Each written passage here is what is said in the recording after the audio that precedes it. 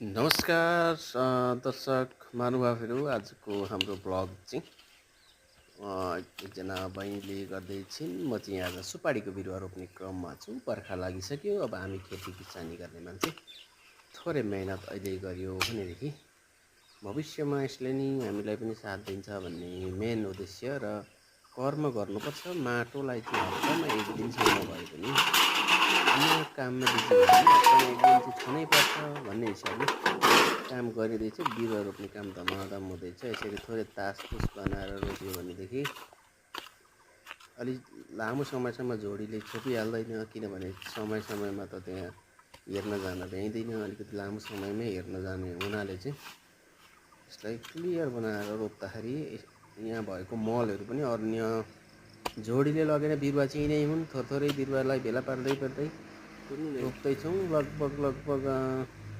60वटा बिरुवा चाहिँ हामीले रोपिसकेको अवस्था छ अहिलेसम्ममा। अझै पनि 40वटा जति बिरुवा रोप्नु बाँकी नै छ। त्यस पछाडि मसिना बिरुवालाई पनि सार्न बाँकी नै छ। एकदम रमाइलो भइरहेछ, मौसमले पनि साथ दिइरहेछ। अब थोरै ब्याँगे डढाउनु पऱ्यो। ब्याँगेले अत्यन्तै टोक्यो आँपको रुखको फेदमा काम गर्दा।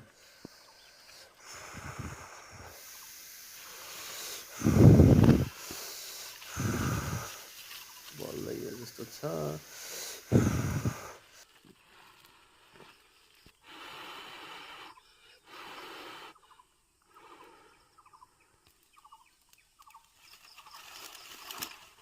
आगो बल्यो।